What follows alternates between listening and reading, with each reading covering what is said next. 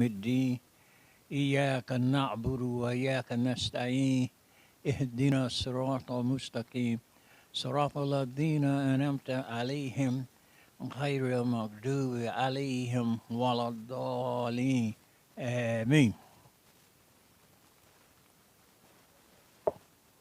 Yes, sir. Again, assalamu alaikum. With that, Allah's name, the merciful benefactor, the merciful redeemer. Give praise to Allah, the Lord of all systems of knowledge. I witness that there's no God but Allah, and I witness that Muhammad is a servant and is a messenger. Dear people, assalamu alaikum. This is like a preliminary. We're going to be having a program at 3 o'clock for those who are going to be making a sacred journey to Mecca. And what I'd like to ask you all, how many have been in Mecca already? All praises due to Allah. So you will understand fully what we will talk about when we say the sacred journey to Mecca. In the Quran, chapter 196, chapter 2, verse 196, Allah says, and complete the Hajj or Umrah in the service of Allah. But if you are prevented from completing it, send an offering for the sacrifice such as you may find. And do not shave your heads until the offering reaches the place of sacrifice. And if any of you is ill or has an ailment in the scalp, necessitating shaving, he should, in compensation, either fast or feed the poor, or offer sacrifice. And when you are in peaceful conditions again, if anyone wishes to continue the Umrah onto the Hajj, he must make an offering such as he can afford. But if he cannot afford it, he should fast 3 days during the Hajj and then 7 days on his return, making 10 days in all. This is for those whose household is not in the precincts of the sacred mosque, and fear Allah and know that Allah is strict in punishment. All praise due to Allah. Let me read one more ayat. And this is from Surah 2, 197. For Hajj are the months well known. If anyone undertake that duty therein, let there be no obscenity, nor wickedness, nor wrangling in the Hajj. And whatever good ye do, he be sure Allah knows it. And take a provision with you for the journey. But the best of provision is right conduct. So fear me, O ye that are wise. And Allah speaks the truth. Hajj is one of the, as we know, this is just something that all of us should know, is one of the pillars of Islam. And it is emphasized in both the Quran, that's the first authority, and then also by Prophet Muhammad himself. So it is very, very important. And every one of us, if we can afford to, we're obligated to at least visit Mecca, attend Hajj once in our lifetime. Now, when we say that, it's not just money. It's not just money. If people can't go, it's not just money. Sometimes people can't go to Hajj simply because their health is not good. So I'm asking you, if you want to get credit for Hajj, and you don't have the money to go, or your health is bad, let me just say that way, your health is bad, then what should you do? You have somebody make it for you. You have somebody, ask them to make it for you. Sometimes if they know that you can't make it, they'll ask you. I've known several people that did that. Imam Salahuddin, may Allah be pleased with him, before he passed, he could not physically attend the Hajj. So someone did it for him. Matter of fact, it was the brother, what's it, Yuzuruddin down in Waziruddin. He's attending on his, he went to Hajj on his behalf. And we should remember that. Now, sometimes people may just not have the mental capacity to go through all the struggles that you have to go through at Hajj. Because for some people, if you hear people say, "Well, it's not," it wasn't too much of a struggle. There is some struggles that each and every one of us are going to experience if you go to Hajj. I went in 1996. In 1996, I think it was a little bit more difficult than it is now.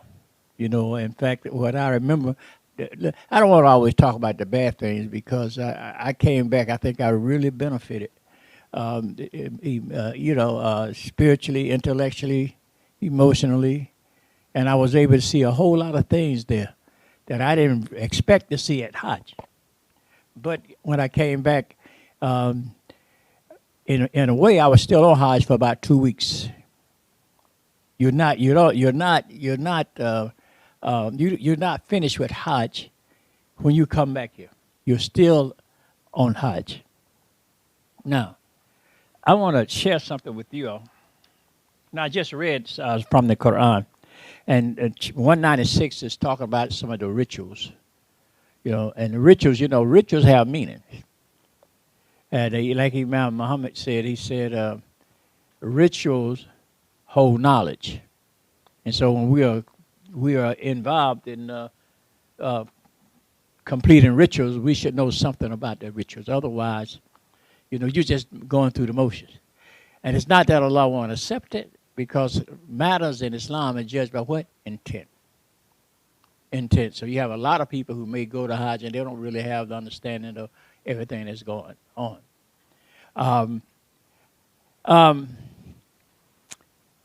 Let me see. So it talks about some rituals here, and that you should go through. And most of these rituals here are for people. Thank you very much. They're for people who live right in, who are not living right at Mecca. Now, if you were in Mecca, I know when we went to Mecca, and another brother, the first place we went to was Mecca. It wasn't Medina. Some people go to Medina first, and the Medina and Mecca is like two different worlds. I would say, this is me now, I would say Medina and Mecca is like the difference between New York City and Charlotte, North Carolina. When you're in Mecca, everything is just moving fast. And a lot of time people are just shopping. That's one thing I wanted to do, but I didn't want to get my focus away from the real reason I was there. There are some people who spend all that time shopping. They got to go every day. They're going to be negotiating. I was with a couple of people like that. And I did do some shopping, but I wanted to make certain that I completed the Hajj in the traditional sense that Allah and His Messenger has established it. And so that's what we tried to do. The term Hajj, you know what it means to struggle? Hajj. Say that once. Hajj. Right from here. Hajj. So it means a struggle. Now, the other thing I read, it talks about Hajj are the months well known.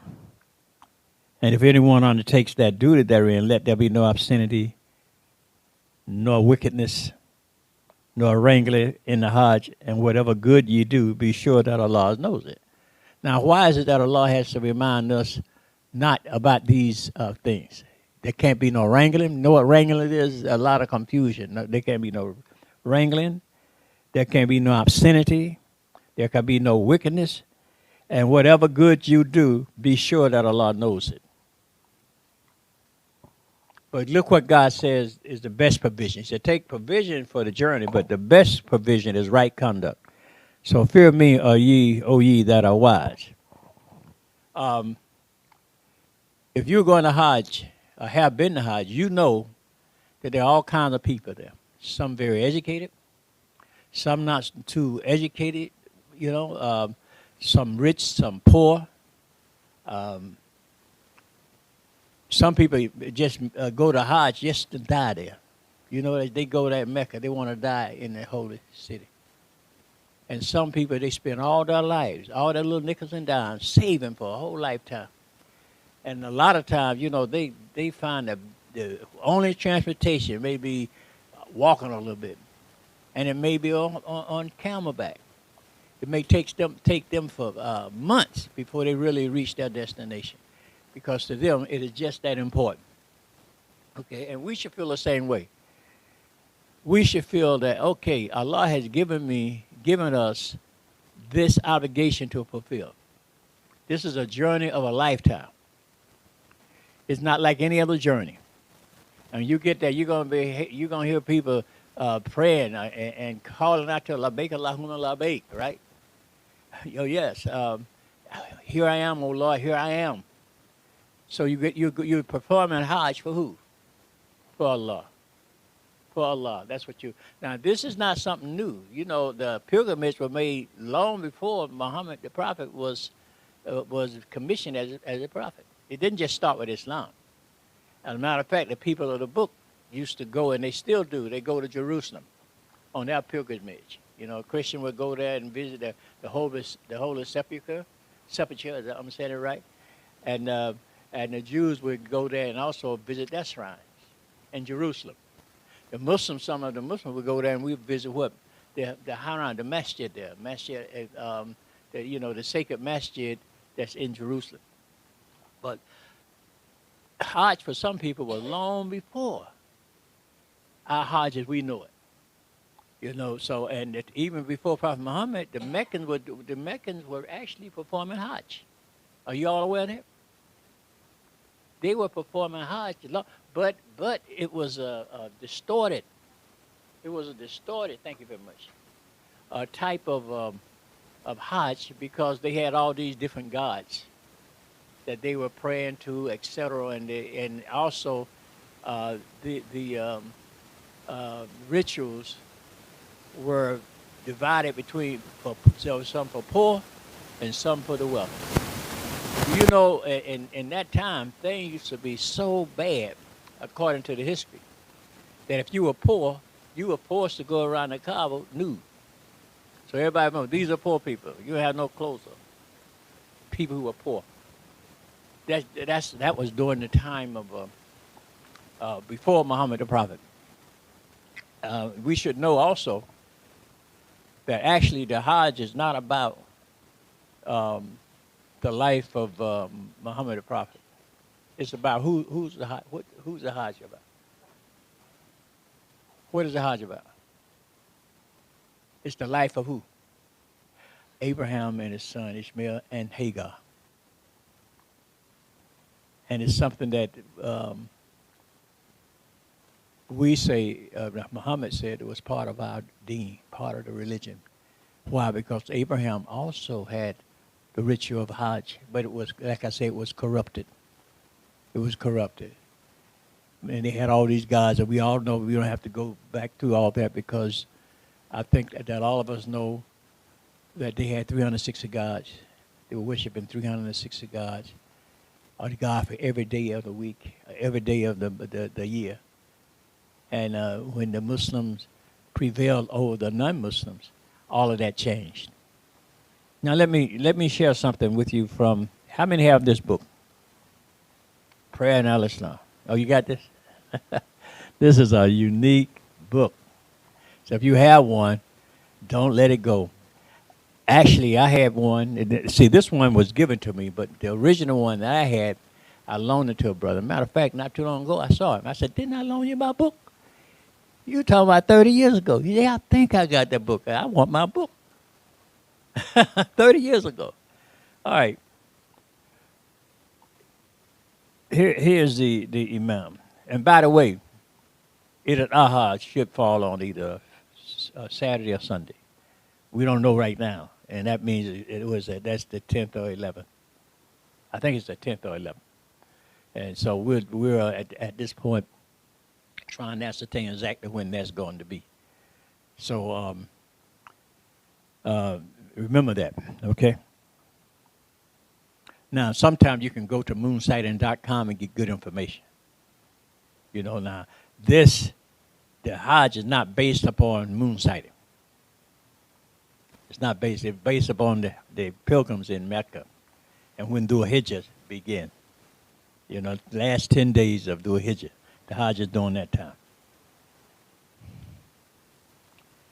Quote, this is Imam Muhammad. The festival of sacrifice, that's the Eid al-Adha, which come 3 months after Ramadan, on the 10th day of the 12th month of the Muslim calendar, Dhul Hijjah, represent the second great hope for man in society.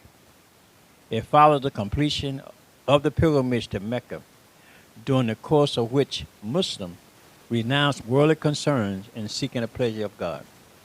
This is indeed the most significant day in the life of a Muslim because it represents the way man makes a personal sacrifice for the benefit of society and by giving the best of himself in the service of Allah.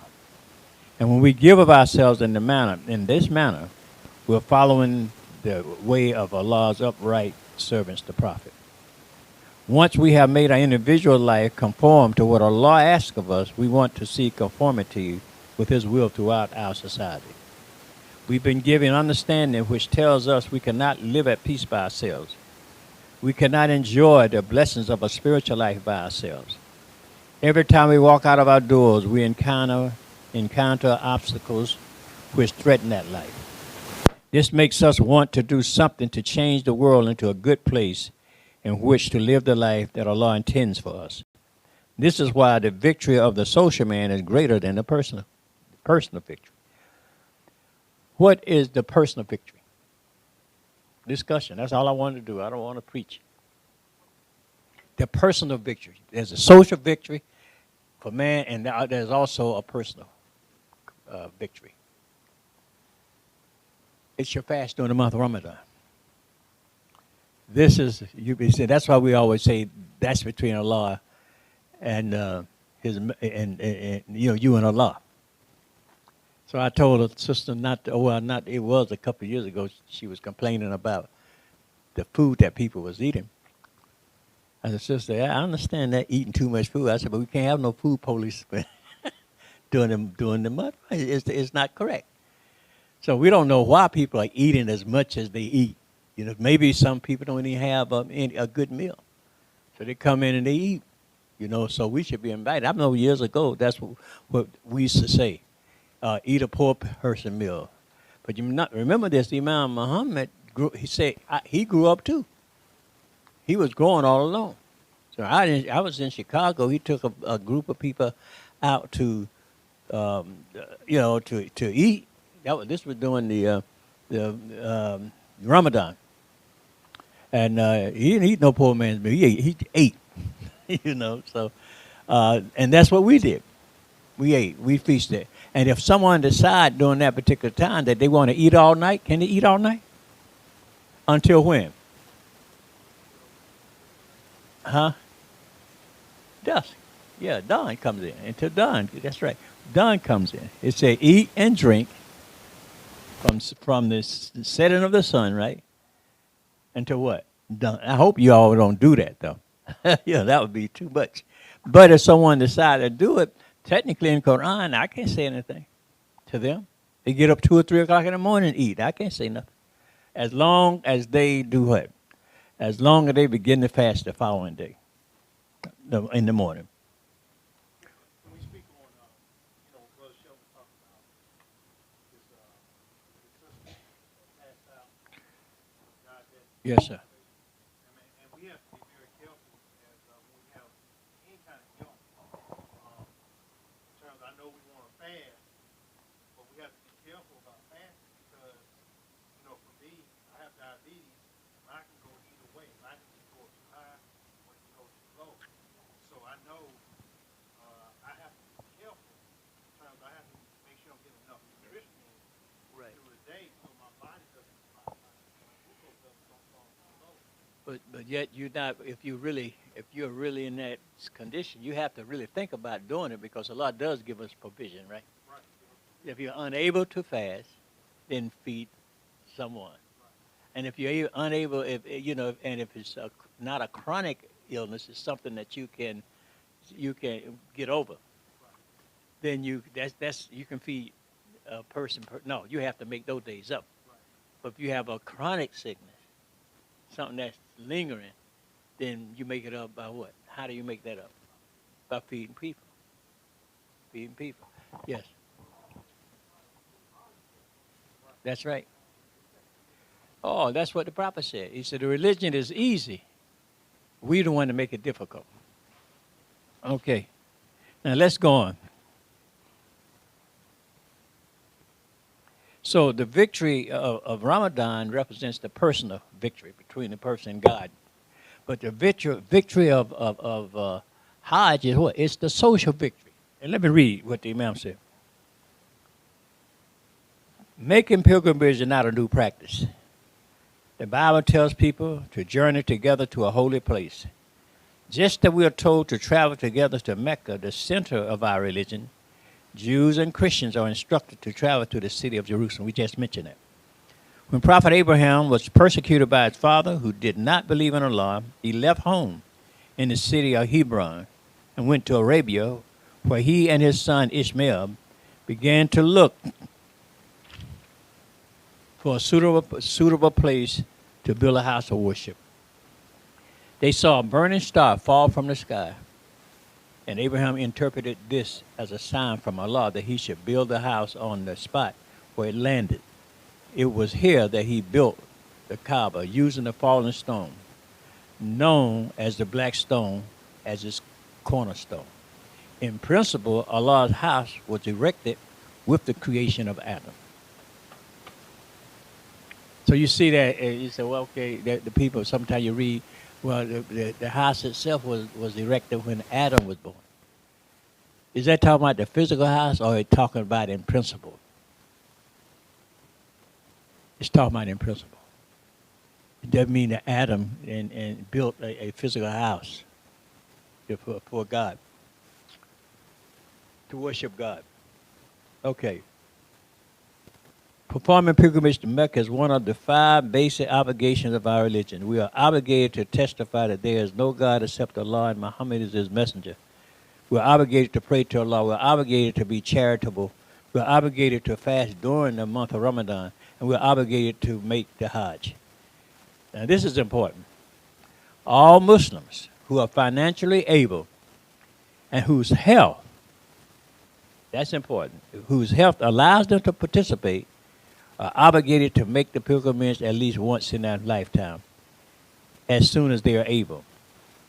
Prophet Muhammad, prayers and peace be upon him, said one of the best jihad is the Hajj. So when you think about jihad, what does jihad mean? Jihada, from jihada, what does it mean? To struggle. Okay, so that means that Hajj is a type of struggle, right? Because of, and I'll go on and read the rest of here.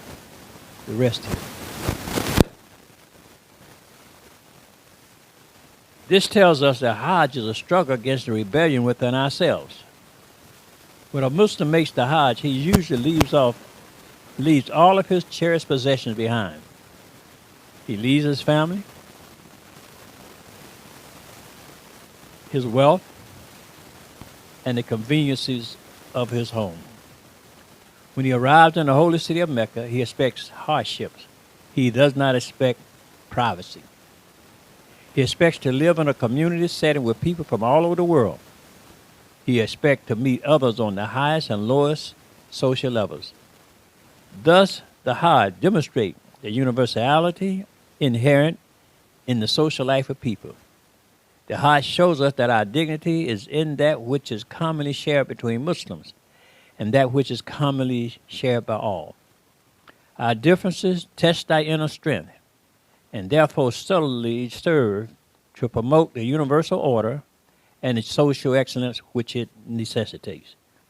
The message of Hajj condemns racial superiority, as well as the notion that races and nations ought to be assimilated. Okay, let's look at that. So Hajj, that way, condemn racial superiority. This is the message that you get when you go. But also, it doesn't preach that we should be assimilated. What is that talking about? Assimilation. Take on the other people. In other words, you should be yourself. As long as you don't have a practice that is a sin or in something that goes against Islam, you are to be yourself. There's no harm in being yourself. I don't have to dress up like somebody else in order to be a Muslim. I don't have to speak with them. Matter of fact, when I was in Mecca, there was some people I couldn't. I had to learn how to say, "I want to go to the bathroom." You understand? I went to a person and I asked them for water, and I used the term in the Quran, muya, in the Quran, ma, ma, I think it is, and he didn't know what I was talking about. So when I explained it, he said that's what. No, you mean moya, moya. Okay, then he was able to show me that there was water available. Now, what does that tell us? It tells us that the Quran is a special book. The language is different because they didn't know what I was talking about, and they lived there. You know, so the language is much different. So we shouldn't expect that because somebody speak Arabic, yeah, they're gonna understand something, but don't expect because they can read Quran or they speak Arabic that they're gonna understand everything in the Quran. They're not gonna understand. I think that speaks to in terms of culture. Now we have to understand what culture is. Culture is language. I mean, part of culture is language, dress, Mm-hmm. food, etc. And so sometimes we, as being Muslims, we have African American Muslims, we have a tendency to take on other people's culture instead of holding on. Well, why is that? Why do we take on other people's culture, ma'am? So it's an identity thing. It's an identity thing. We're still looking for that identity. Yeah, self-esteem. Right. Right. That's right. But here we're reading where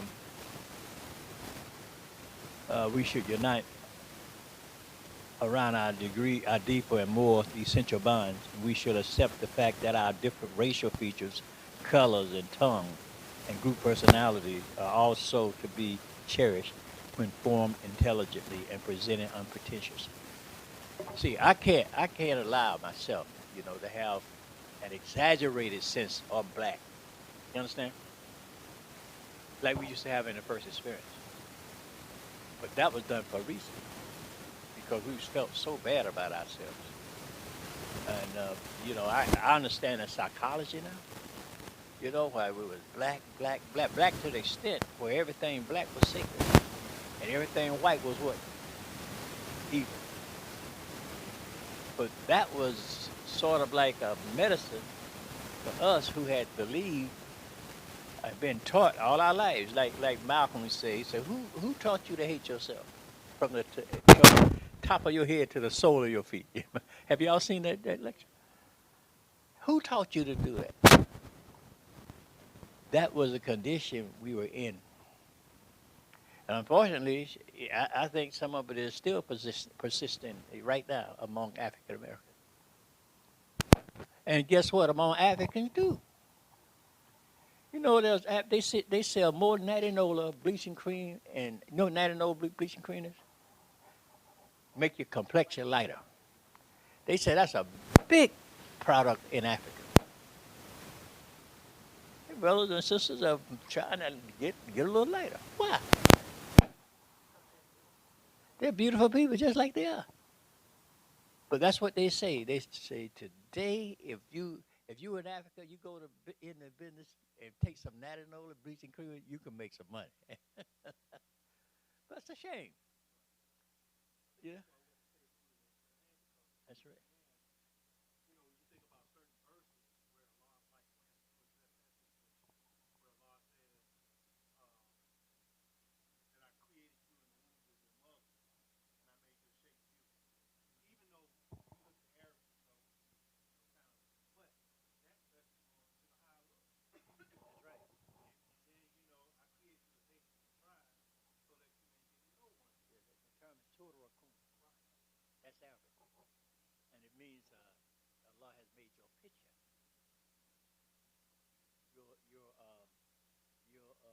form, beautiful.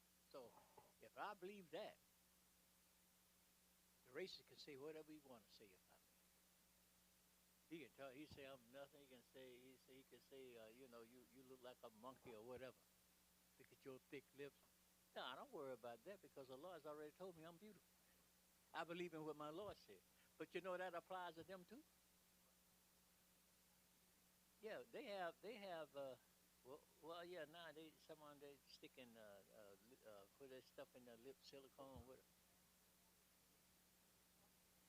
Yeah.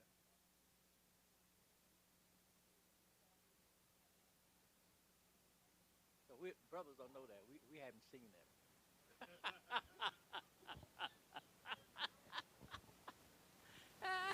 I don't know what you're talking about.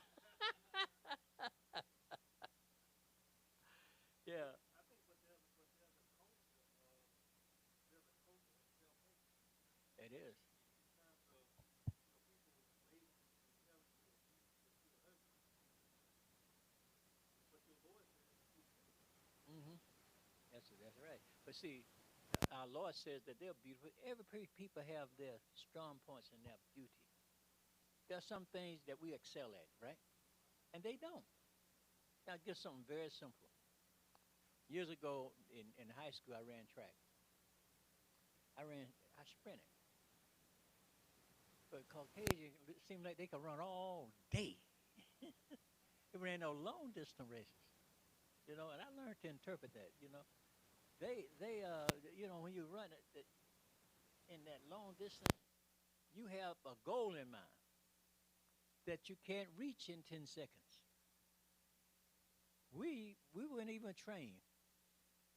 Come out the track, we could run short distance real well. But they put us in there with one of them Caucasian that was running 2 miles. We get cleaned up until we got in shape because they were in shape all year round. They cross country and all that. We didn't do none of that. Cross country? What are you talking about? Had they said to me, "You gonna run cross country?" I would say, "No, I'm not. I would have quit track. That's it." So, but what I'm saying that we have different things that we can excel at. And that's part of God's sign. Say every person has something that they can bring to the table of diversity, and I don't have to come to anybody else's table and say I want to integrate yours. No, I can experience that, but I have to have something to put on the table as well, so they can experience what I'm bringing to the table. Now I don't know. I think last Ramadan we had so many different types of food that came in here. Actually, I came and I said, "Man, I'm looking for some of our food. I'm tired of all this." But it was good stuff, wasn't it? And I think what has happened because we're so exposed to it now, we expect that. I mean, I go over there and I buy food sometimes. I leave. I like to go to the halal restaurant. I don't like just go to anything.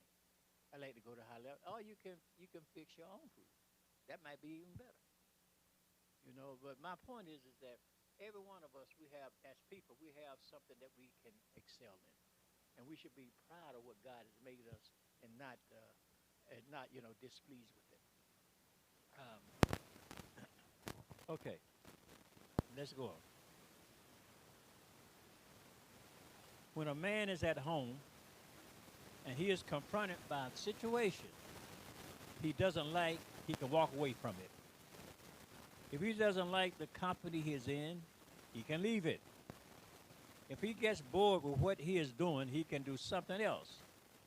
But one has to follow the strict rules during the pilgrimage.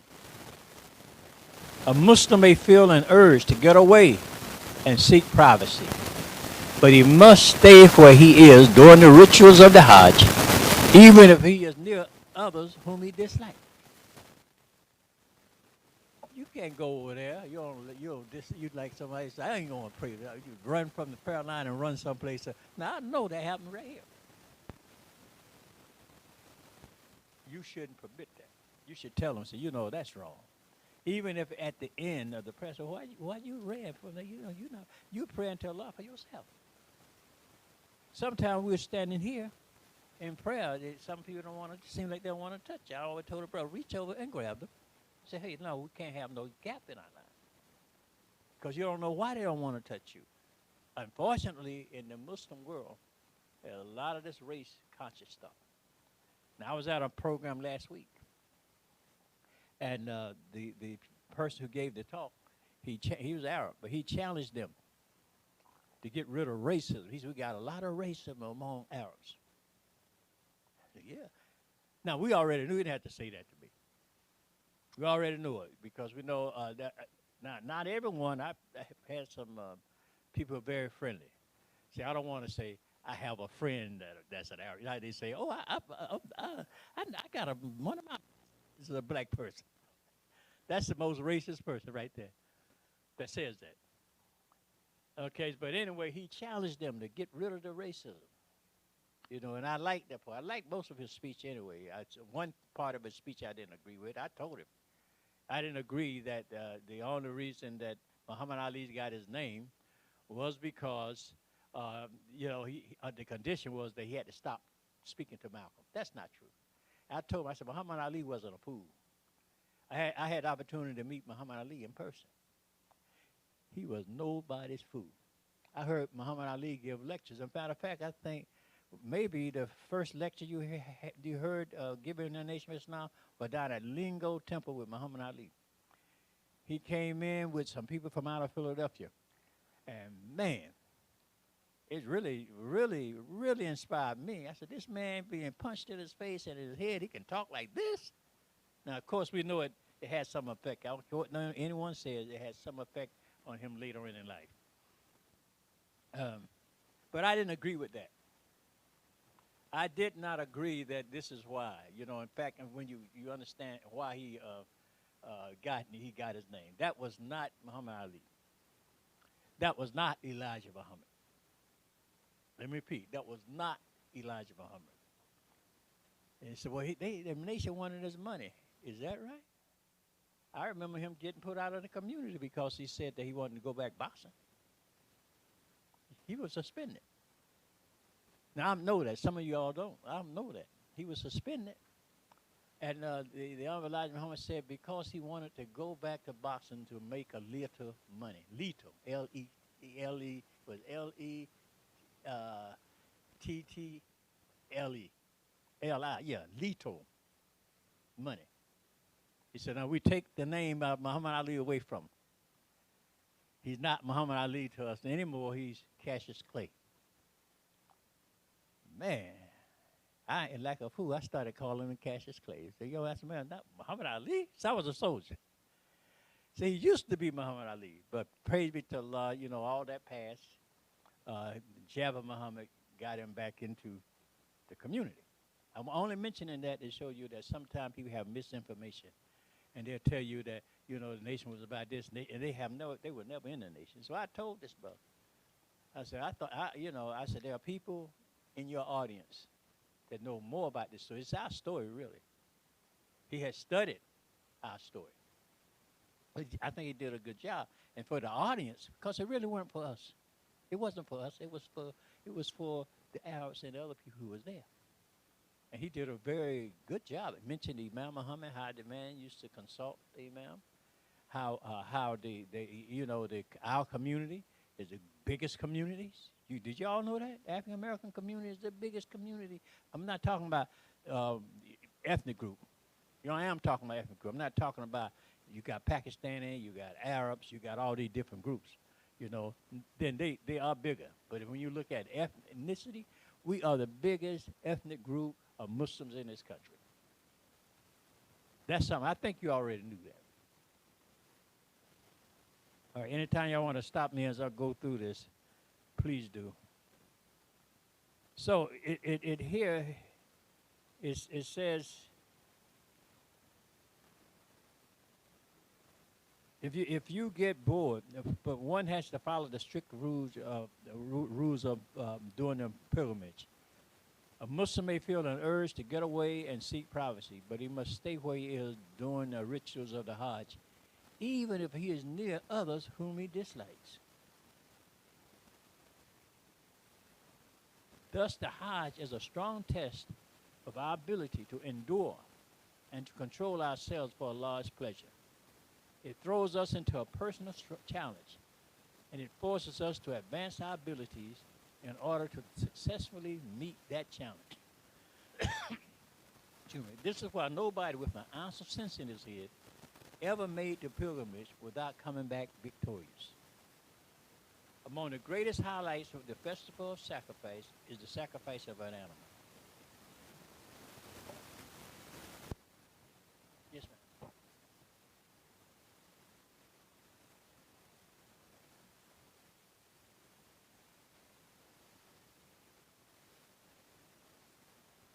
No, they're not talking about that. They're talking about this is not so separate. You can, but they're talking about separating yourself because you don't like a certain group. You can't do that because they're gonna be all around you when you're making your circumambulation around the Kaaba. They're everywhere. People, huh?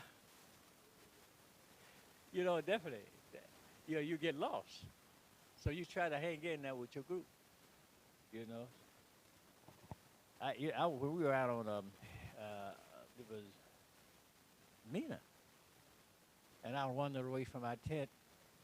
Hey, man, I got so confused trying to find the American section. Because they have signs up, but you can get confused.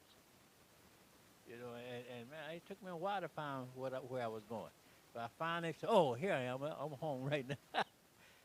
So that's not a comfortable feeling if you get lost there with all those people. You're talking about 2 million people or more. Now her understanding is about 3 or 4 million, and they built even more onto the sacred mosque.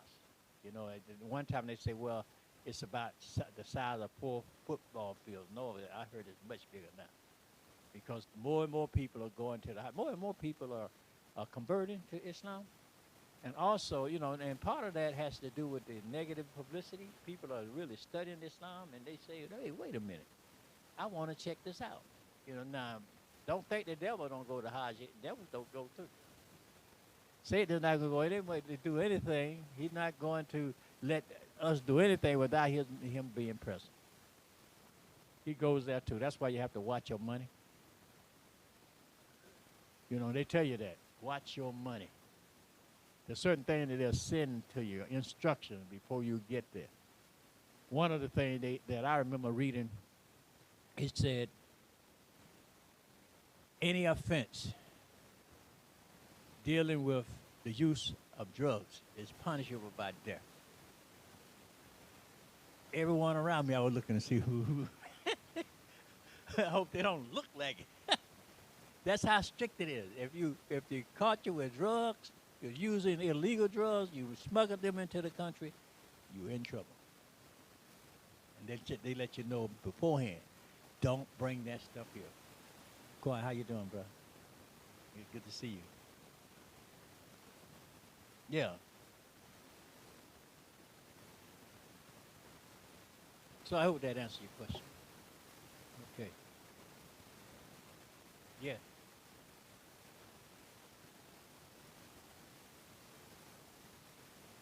Oh, man. Oh, alhamdulillah. That's I never knew that because we didn't do that. Okay. Okay.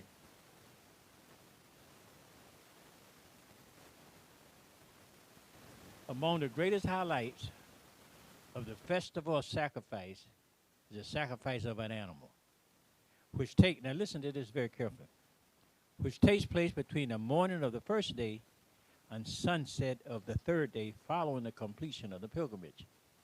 Allah says in the Quran, it is not their blood, their meat, nor their blood that reaches Allah. Allah is reached by our desire to be right and honorable, decent, just, and sincere in life. Allah does not ask us for flesh or blood. He asks for obedience, sincerity, and honesty. The animal is only a symbol of something within ourselves, but it is not wasted when it dies. It is used to feed the poor. The Quran teaches us that the meal of the slaughtered animals is to be shared with the poor and with those who ask and with those who are too conscious to ask. Too self-conscious to ask, right? We must strive to make our spiritual and mental attitudes conform with that with that which Allah has ordained as right and good. And we must strive to be obedient to Him.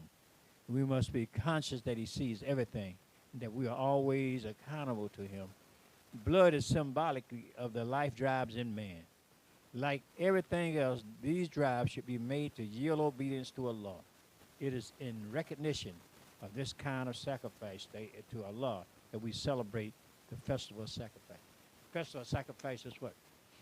That's the Eid al-Adha. It is the bigger. You know, Adha comes from the same word that Duha comes. That's in the Quran, and they translate in the morning light. Aha means it's the brightest, the bigger. Why is it that you think that we put more importance on either Eid al-Fitr than we do on Eid al-Adha? Because we're fasting. And so that's a big celebration. But actually, in actuality, you know, the Eid al-Adha is it's supposed to be the bigger Eid. Why? Why? Because you are first of all, you're making a sacrifice. You sacrifice it feasibility in the way of God, and that's very important. And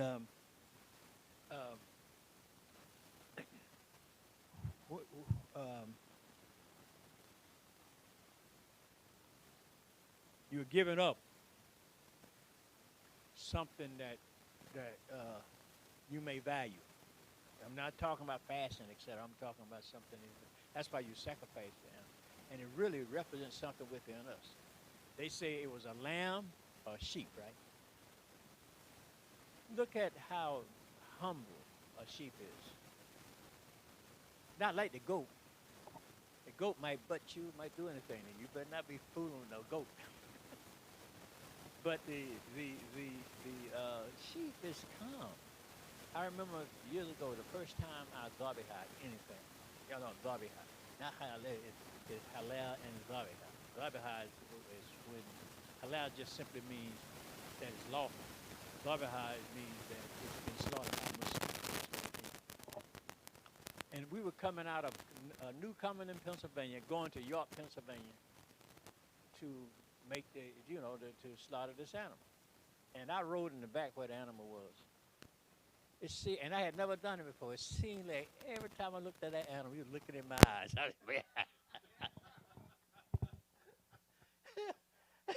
Man, I said, man, how am I going to do this? Me and another, Abdi Rashid. I said, man, so we got there now. I didn't actually do the cutting, he did. But I'm telling you, it does something to you. And I say this to you. As Imam Muhammad said one time, he said, anytime a person can do that and don't feel nothing, no, they shouldn't do it. It don't feel nothing. That's why you say what? Allahu Akbar. Bismillahir Rahmanir Rahim. Allahu Akbar. And you use a blade that's so sharp, like a razor. Okay, mashallah. Tell them I'm getting ready to close this out. Huh? No, that's okay. They can even come in if they want to. Yeah. The blade is so sharp until when you cut yourself with a razor, you don't feel it right away, do you? It's a real sharp razor. So even in slaughtering, there should be mercy. There should be mercy.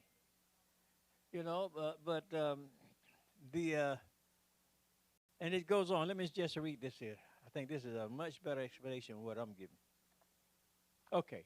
I want to mention the sheep. I didn't finish that part. It's humble. But Allah wants us to sacrifice that nature within us. The sheepish nature. Because we are not supposed to be so sheepish that we follow people blindly.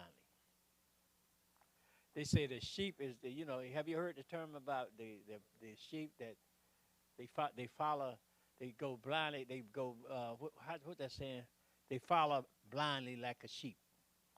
The sheep will lead you. I mean, you can lead that sheep to slaughter. That's not like brother Omar. You can lead that sheep to slaughter, and it goes so peacefully. You see that knife And now we recommend that when we do that, we should even hide the blade. But it's no problem that you get a goat that goes see that. You better watch out, right? He gonna fight for his life. But you know, if you cannot afford a sheep, we should slaughter something. And some people say, okay, I can't do that. So, because during the Hajj, actually, you have to pay for what the sacrifice out of your pocket. You don't do it yourself. Can you imagine having to do that yourself? All those millions of people. So they have a system set up so for you pay that before you even get on the plane. So it's important. That sacrifice is important, and it's connected to the Hajj. Now there are some Muslims who claim that it's a separate thing, that the Hajj and the Eid al-Adha is separate, and they say that because, again, they say this is something that was being done before Muhammad the prophet became the messenger. But that's not so.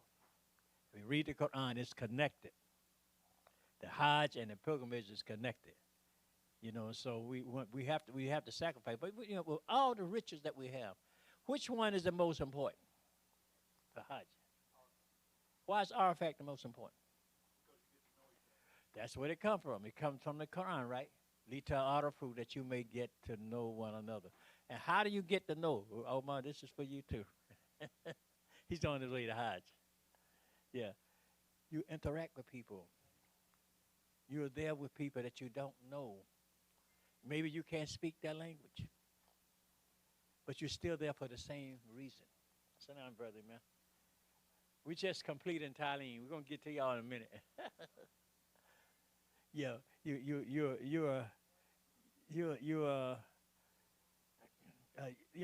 don't.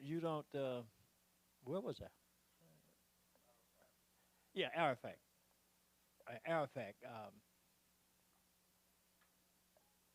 You always have somebody from your group who's gonna give a khutbah, but you're also gonna be talking to people from other places, and you're gonna be learning about other things. And let me mention this.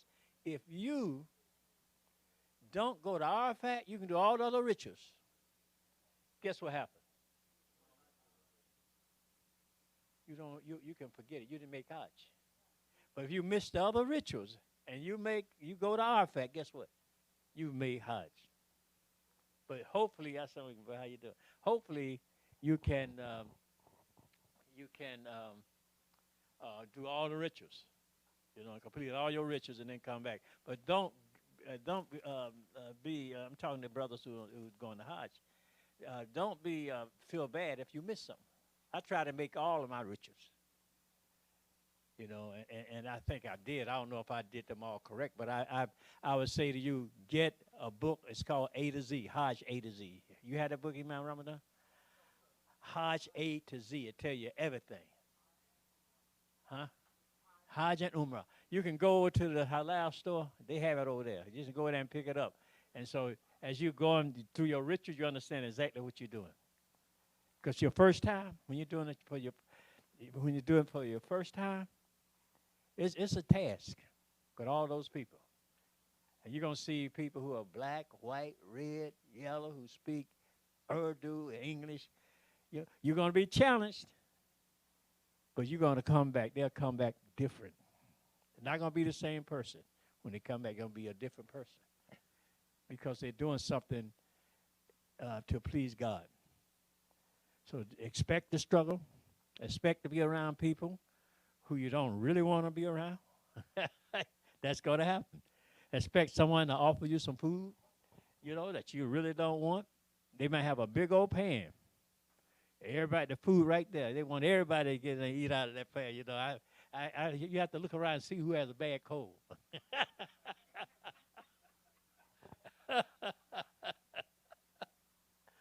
But they're going to offer that. You're going to get that. At least that's what they used to do. But now you got some good, nice accommodations now. You have nice hotels now. You have the elevators. I understand it's really nice over there now. Imam, I heard it's not as difficult. When I was there, it was about 120 degrees. Now you are going in the hot part of the year. That's when you're going. So don't expect that it's going to be nice and windy. It's going to be hot. Wear clothing. Wear clothing that makes you comfortable. Don't go there with a suit and tie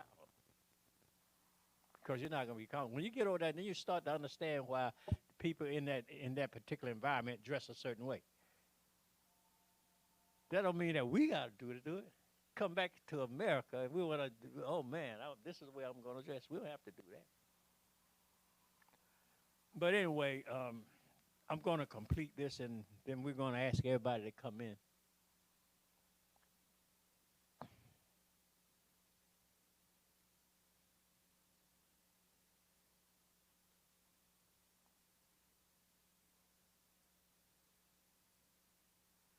As previously stated, the festival of sacrifice commemorates the great act of devotion to Allah performed by Prophet Abraham and his son Ishmael. In a dream, Allah commanded Abraham to sacrifice Ishmael. Both courageously agreed to comply, but Allah did not intend that Abraham should kill his son. He wanted to prove Abraham's faith and to strengthen it thereby. Does Allah know us? God know us. He knows us before we come into this world. But often in the Quran said that Allah made know. No, that made know. He wants you to know yourself, because we can claim a whole lot of things. I'll do this if this circumstance was this particular way. I give my life, and then when we were actually faced with the actual circumstance, I don't know, maybe I spoke too much, because you never know until you're confronted with something. All right. All praise is due to Allah.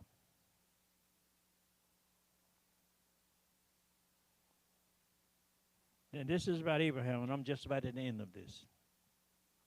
The Quran says that when his son was old enough to walk with him, Abraham said, "Oh, my dear son, I've seen in a dream that I must sacrifice you."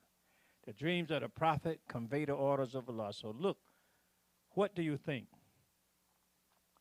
He said, "Oh, Father, do that which you are commanded. And God willing, you shall find me of the steadfast." It's reported that Ishmael told his father. How many are familiar with this story in the Bible? Sacrifice of Abraham. It's in the Bible too.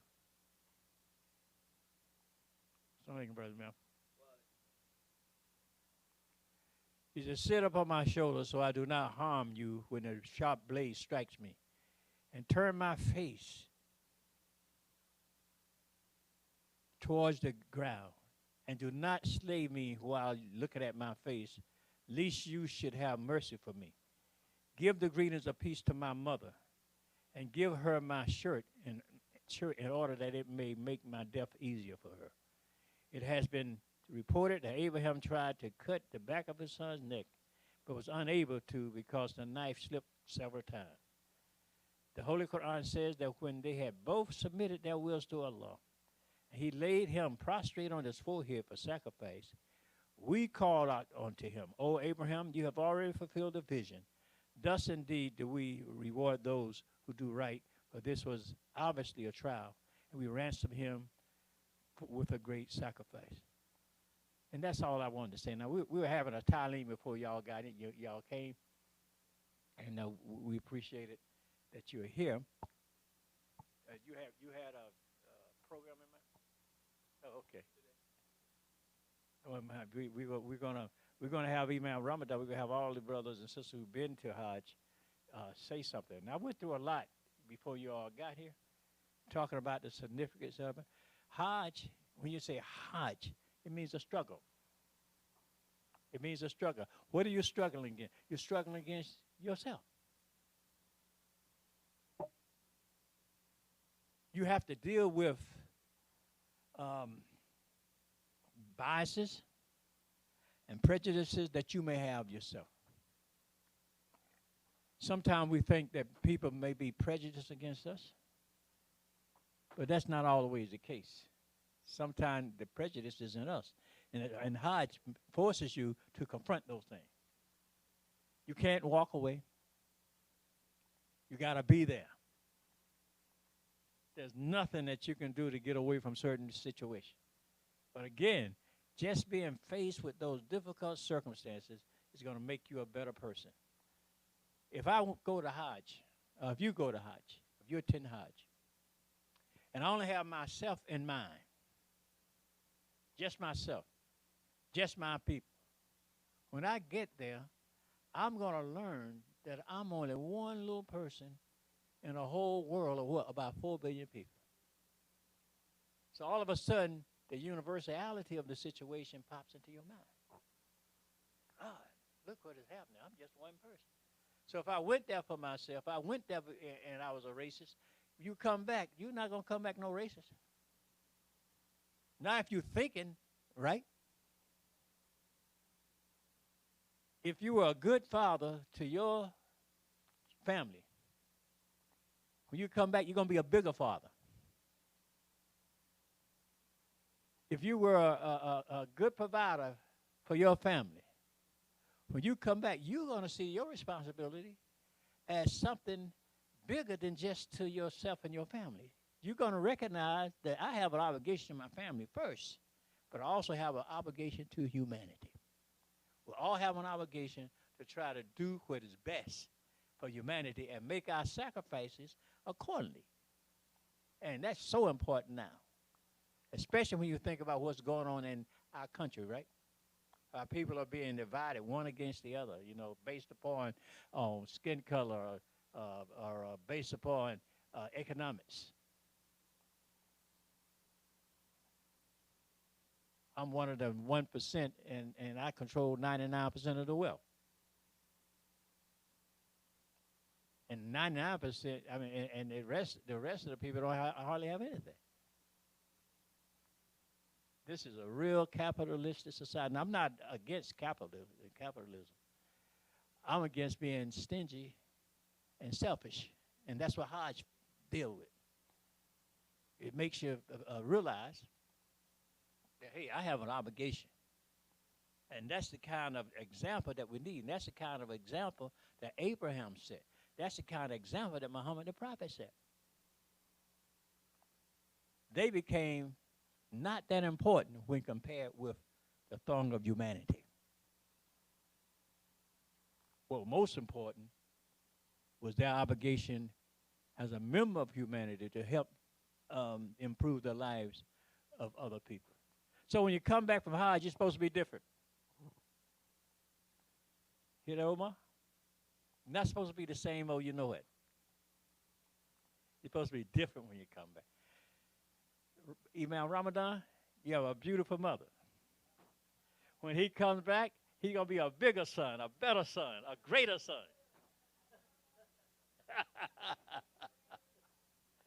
Yeah. So you're going to say, oh, is that, John was a beautiful person before he came. Look at him now. He's even more beautiful. You, Omar, the same with you. The same with you. Let me ask again so you all can see. How many in here have attended Hajj? Oh, praise be to Allah.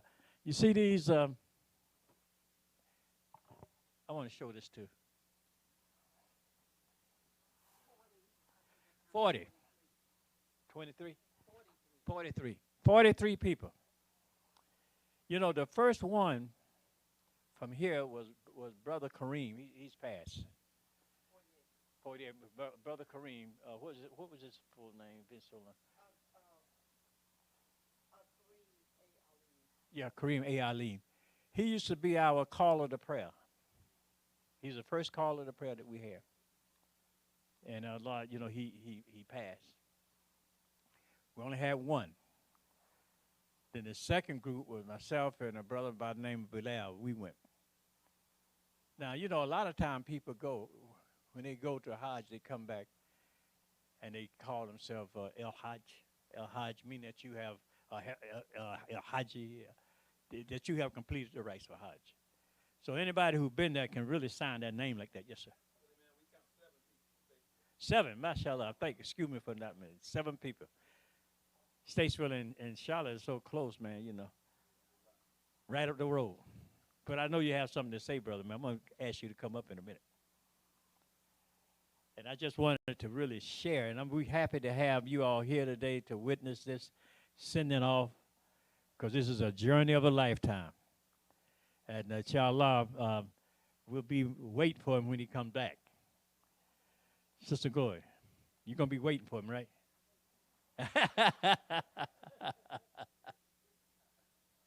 Oh, praise due to Allah. So, yes, it's going to be a very test. It's going to be a lot of tests. He's going to have to confront things in himself, and that's what Hajj is all about. You got to confront little prejudices or whatever your situation that you have. Hajj is about you, not about another person. It's actually about you. And when you complete the rites of Hajj, and also observe what's called Ida Aha, which is the Feast of Sacrifice, commemorating Abraham. When you come back here, you should feel. Here's why you should feel bigger. Because unlike Ramadan, and I mentioned this already to you, Ramadan represents a personal victory over yourself. But Hajj, because you're among so many people, and you have confronted so many issues that you may have yourself, it represents a social victory. A social victory. And so when you come back, we have to work even harder to make certain that what we learn or encounter or experience at Hajj is something that we want to share with humanity. First of all, share it with yourself and your family. Second of all, our message, these mosques now have become so diverse. You come in here on Friday, you look at it. Sometimes I look back, I said, look at all these different people. A lot of Africans are in here. A lot of Africans. They come and they attend the Jumu'ah with us and make their contribution, because the world is changing. So those who get an opportunity to make this sacred journey, you have our prayers. You have our support in any way that we can give it to you. Inshallah, Allah will bless you to go there safely and return safely. And we'll look forward to that, Brother Val and Brother Omar. And we thank Allah that we could have this observance, and also want to thank Allah for all the family members. Sister Gloria, your beautiful mother, and all of you, the daughters, and who else is there that I need to. So we want them to really tell us who they are. But you can come up, Brother Mount, let him come up and say something. Then you come up. This is Imam. Y'all know, I don't have to introduce him. Tamir Mufti Kabir.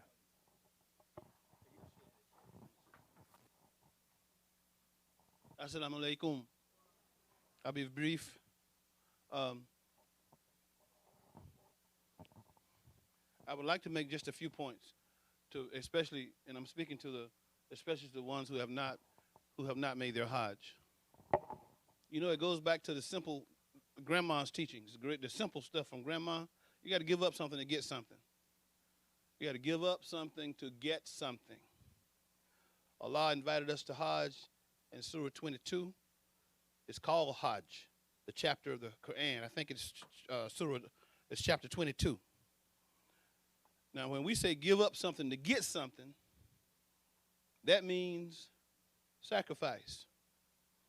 It means doing something extra, or maybe doing something less to make the Hajj.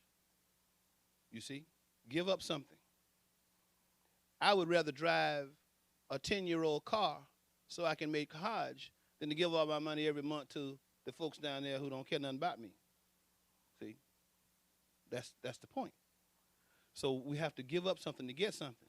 And now I'm speaking to the ones who have the means, because I know how much money in your pocket, right? If you got the money and you don't go, that's a double shame on you. Some of them got the money and won't go. Now, I can talk about Statesville. I can't talk about Charlotte, but I can talk about Statesville. We got people with money and they haven't gone. They haven't gone to Hajj. I had a doctor in the. Oh yeah, they're healthy. They're healthy. I had a doctor in the congregation, and I started talking about it. I could see the look on his face. I said, I got him. So he started feeling bad. This man making $10,000 a week. Had not gone on Hajj. When I finished with him, he had gone. He went on Hajj. He didn't stay but a few days. He stayed as long as he had to stay. He came back. You know, yes, sir. He did Arafat. So he went on Hajj. I'm saying I'm very proud of our community and the numbers that have gone. You have masjids with 1,000 people, and we got more people been on Hajj than this masjid, than these other masjids. It's the truth. You talk to most of the Arabs, they haven't gone on Hajj. They haven't gone. And they could have gone. Many of them have the money to go. They just never went. You see? So I wanted to make that point. Give up something to get something. We know how to do that. That's in us. That's in our DNA, really. We know how to do that. Give up something to get what Allah said to go and do. And you've been invited. I hear people say sometimes, well, Allah invited me to go to Hajj. You've been invited. We shouldn't say that because that makes some people feel like, well, I guess I ain't gonna never go because Allah hadn't invited me. No, you've been the invitation is extended and it's ongoing, an ongoing invitation. Okay? Be careful what you ask for. We're praying for you. I'm praying for the ones who have not gone. I'm praying for the ones who have gone and are going. Brief story before I close. You know, Brother Yusuf Waziruddin, may Allah forgive him his sins and grant him paradise, did Hajj over 20 times. I was fortunate enough to be one of his, mentee, or he took care of us. He could speak Arabic fluently, at least I'll say Hajj Arabic. And every time he wanted something, he asked for it in Arabic when we were there. And he told a story. He said they were doing tawafs, going around the Kaaba. And there was a sister in the group, and she wanted to kiss the black stone. Okay? You got 3 million people going around the Kaaba want to kiss the black stone too. So she said to Brother Yusuf, she said, let's kiss the black stone.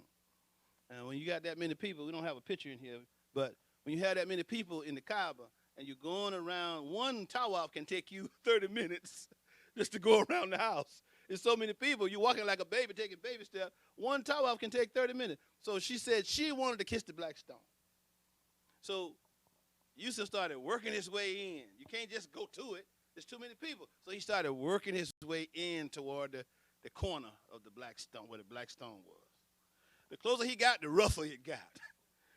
So he got a few more steps, and the sister said, the same sister who asked to go kiss the black stone, she said, you know, brother, we can get killed up in here. So he started working his way back out, going on back out. We're safe out there, you know. I'm going to tell you, it's no joke.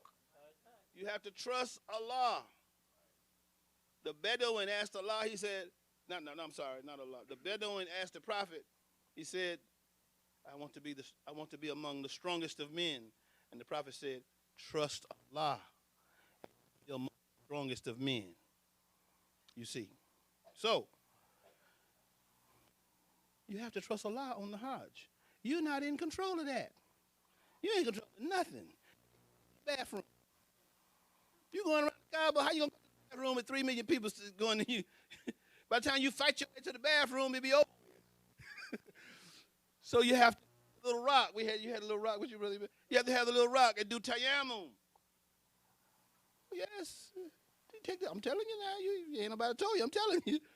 Take the little rock. Tayammum. You might break wind going around the Kaaba.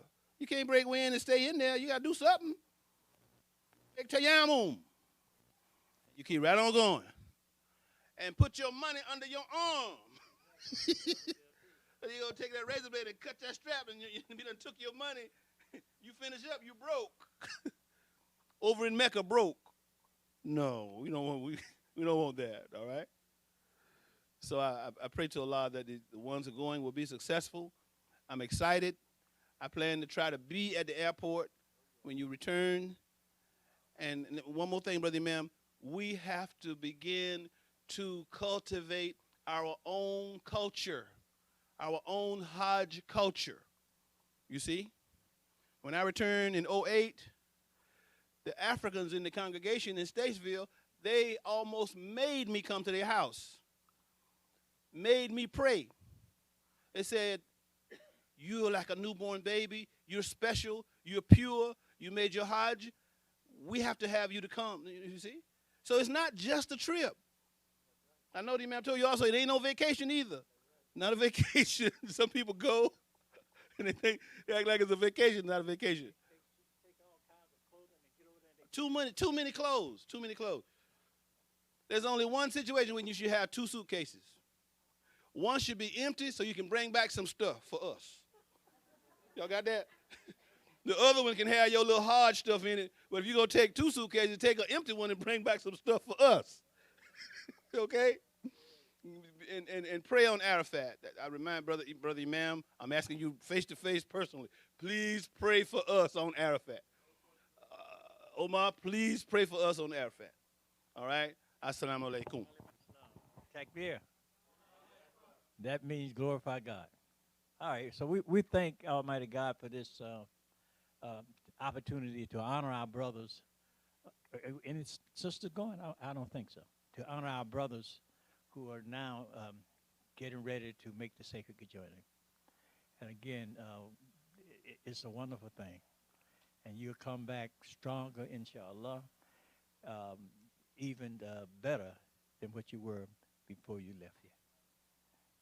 So I'm going to ask Imam Ramadan to come up, and he has the Quran, he has all his lectures, so I know he got something to say.